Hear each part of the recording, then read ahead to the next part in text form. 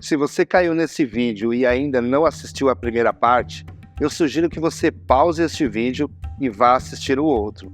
Assim você terá uma grande bagagem de informações para mergulhar nos mistérios do Orixá Exu-Mirim e então absorver toda a verdade sobre o Orixá Exu-Mirim. Para você que já assistiu a primeira parte, chega mais perto que eu quero te convidar para terminarmos o mergulho de cabeça nos mistérios do Orixá Exu-Mirim e finalmente formar uma opinião sólida por meio do nosso estudo.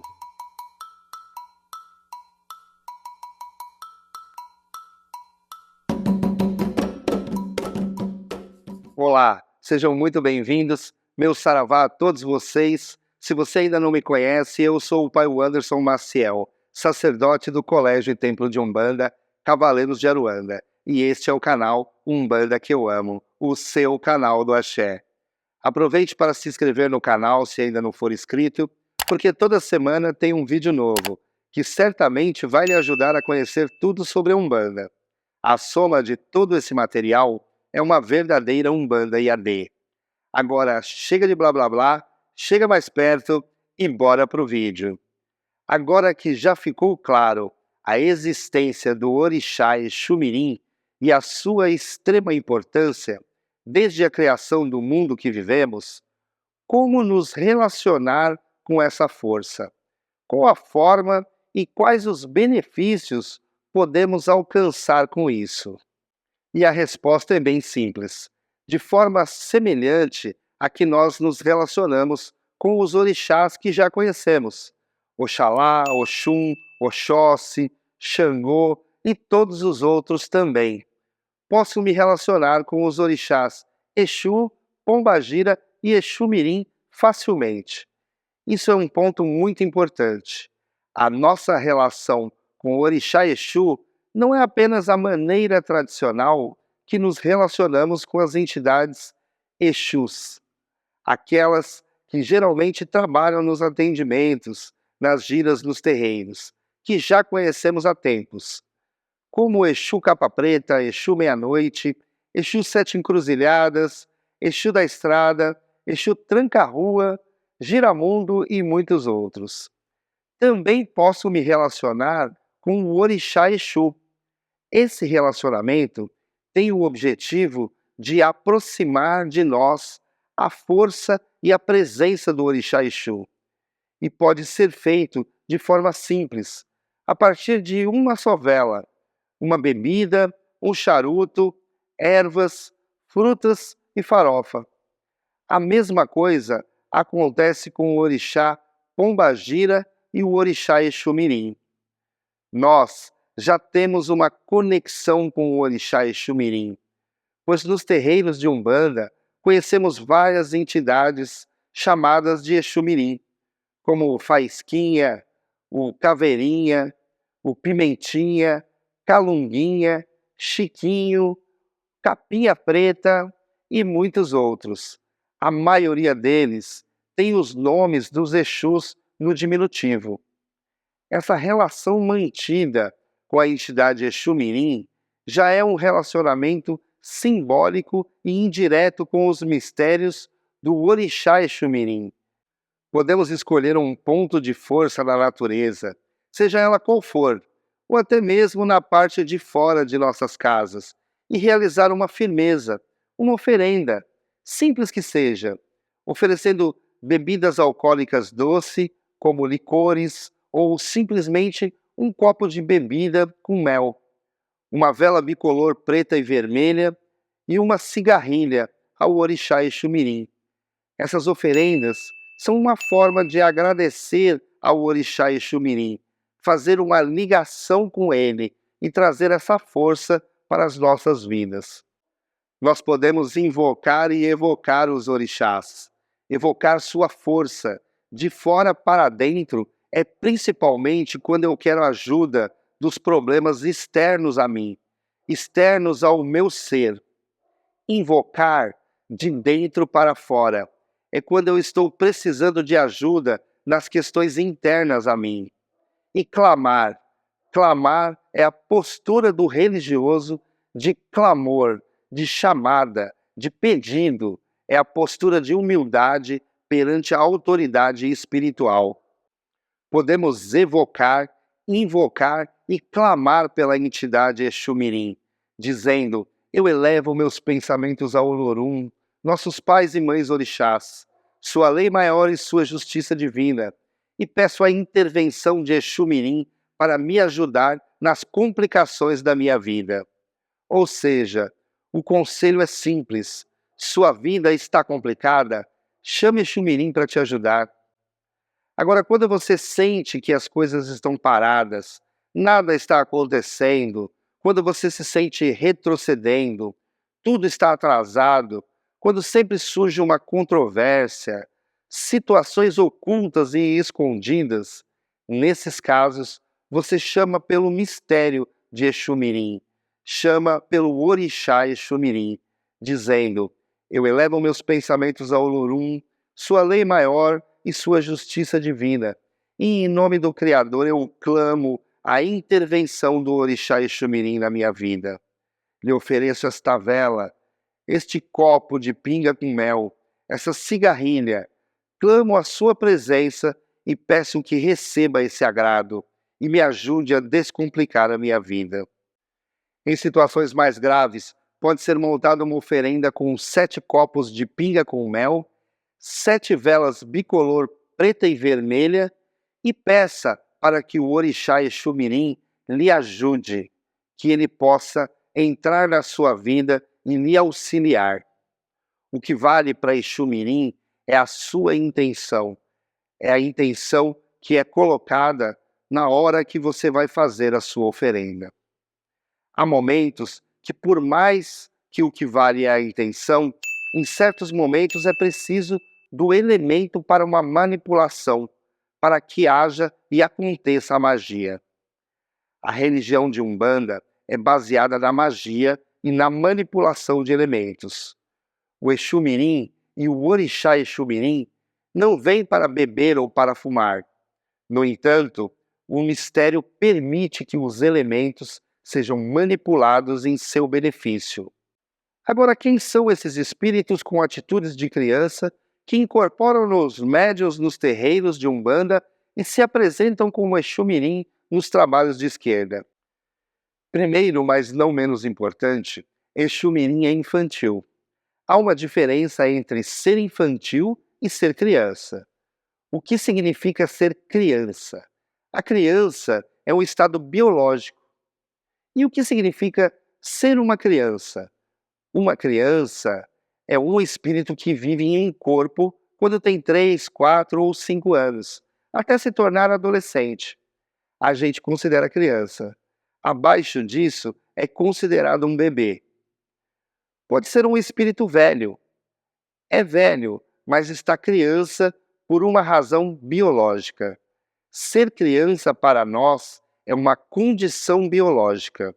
Uma criança perde seu corpo físico no astral quando desencarna, e sua mente volta a um estado de maturidade normal para um espírito velho, que já encarnou várias vezes. Exu-Mirim não é um bebê. Assim, chegamos a um ponto em que nos encontramos com questões espíritas ao ler a obra de Kardec. Como muitos umbandistas passaram pelo espiritismo ou percorreram por ele para entender a sua relação com os espíritos, é difícil para eles entenderem essas questões. A questão é que Exu-Mirim não é um espírito humano. Devemos entender que não somos espíritas nesse momento. Aqueles que praticam a doutrina de Kardec são conhecidos como espíritas. Essas obras, como o Livro dos Espíritos, o Livro dos Médiuns, o Evangelho segundo o Espiritismo, o Céu e o Inferno e a Gênese, são lindos, fundamentais, essenciais, extremamente importantes para a humanidade, assim como a obra de Chico Xavier é importante para a humanidade, mas não é Umbanda. Devemos ler com filtros. Para nós, é tão importante quanto a Bíblia Católica ou o Alcorão, mas tem mais importância porque fala sobre espíritos. Mas Exu-Mirim não é um espírito humano. E isso é tudo. Na maioria das vezes, ele é um ser encantado. Os seres encantados encontram-se num plano encantado, que é um plano anterior ao nosso, que é o natural. Os seres do plano encantado são considerados infantis em comparação com os seres do plano natural. Exu Mirim é infantil, mas não é criança, porque nunca encarnou e nunca vai encarnar. Exu Mirim está em uma dimensão diferente da nossa, em um plano diferente. No entanto, por que ele recebe permissão para entrar na nossa realidade? Essa é uma grande questão. O contato com o ser humano encarnado acelera a evolução de Exu Mirim. Ele vem da sétima dimensão, à esquerda da nossa dimensão, de acordo com a obra do Orixá Exu Mirim, de Rubens Saraceni. Não importa se você acredita ou não, você acha que isso faz algum sentido? Por que é permitido que Exu Mirim beba, fume e se comporte como se fosse uma criança humana? É justamente por não ser um espírito humano. No entanto, existe um Exu Mirim ou outro que contam a história de sua encarnação como se tivessem sido um trompadinha, uma criança de rua, menor abandonado, dependente de drogas e fumante. Isso não é verdade? Sim, é verdade, eles contam. Mas isso é porque os consulentes e os médiuns continuam pedindo a Exu Mirim para contar as suas histórias. Perguntam sempre: você vem de onde? Quem você é? Onde você costumava morar? Como foi a sua vida? E aqueles que fazem essas perguntas não têm estrutura emocional ou conhecimento para entender que esse ser não é humano, que ele nunca foi encarnado. Assim, Exu Mirim cria uma história. Conta uma história para que você pare de perguntar e questionar. Ele diz: eu fui isso, eu fui aquilo outro, e assim mata a sua curiosidade. Na verdade, não importa quem é Exu Mirim, ele é de outra realidade, então você não saberá muito sobre ele. Na clarividência, o Exu Mirim pode se apresentar como uma criança normal, como o Sméagol do Senhor dos Anéis, ou como um Gorpo do He-Man, que tem orelhas enormes e um chapelão. Ele pode se apresentar um pouco animalizado, ou como uma criança normal, ou um pouco deformada.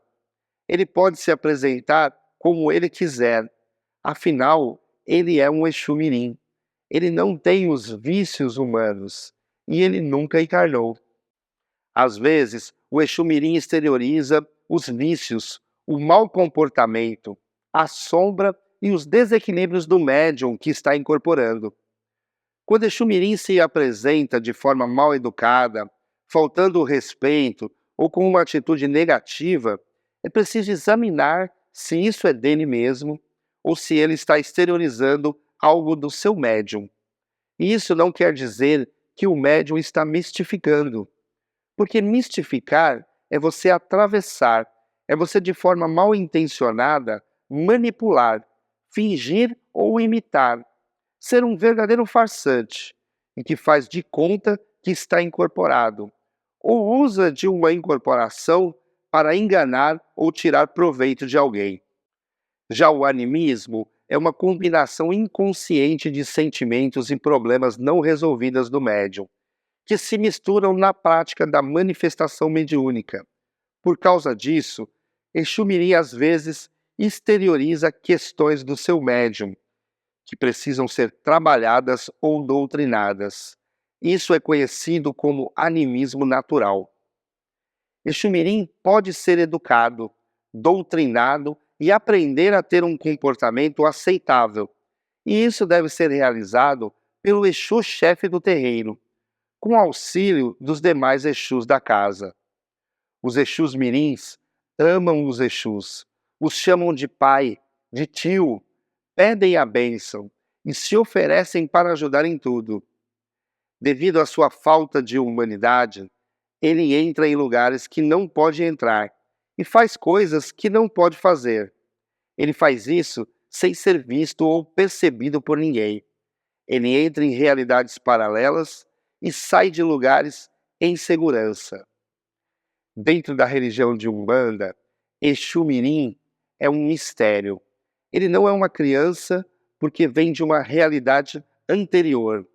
Ele é uma pessoa em evolução e crescimento, mas nunca será humano, porque está em um paralelo à esquerda da nossa realidade. Exu Mirim se espelha nos Exus e aceita ser doutrinado por Exu, desde que ninguém obrigue a fazer algo.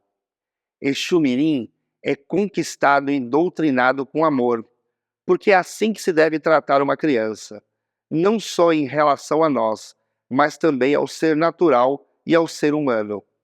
Ele deve ser amado, admirado e compreendido. Ele deve ter um Exu para conversar com ele. Se não houver diálogo, o mistério de Lobunã entrará. Não contra o orixá Exu Mirim, mas para corrigir um desequilíbrio religioso que existe na mediação entre esse médium e o Exu Mirim que ele incorpora. Isso torna as coisas mais complicadas do terreiro. Então a Mãe Lobunã é solicitada para resolver isso. A verdade é que o perfil, o arquétipo e o modelo do dirigente influenciam as ações dos outros médiuns.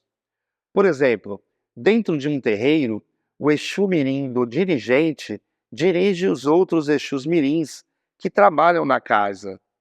Se o sacerdote ou dirigente espiritual da casa incorpora um Exu Mirim totalmente sem doutrina, os outros seguem um modelo que é refletido por ele.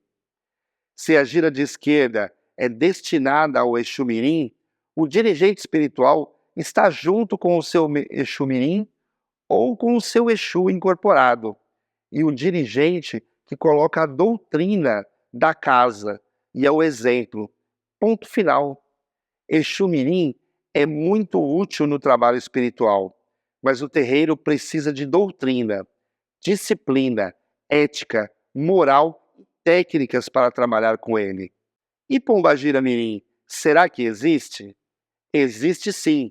Vários terreiros já trabalham com elas, juntamente com o Exu Mirim. Com base nisso, será que existe também a orixá Pombagira Mirim? E a minha resposta é: pode ser que sim, mas ainda não há informações suficientes para afirmar com certeza. Agora, uma pergunta para você. Gostou deste vídeo? Então me prove. Curta, comente e compartilhe nas suas redes sociais. Me ajude a levar o conhecimento da Umbanda para um número cada vez maior de pessoas. Semana que vem, mais um vídeo do canal Umbanda que eu amo. Conto com a sua presença. Que Oxalá te abençoe e Exu te guarde. Axé!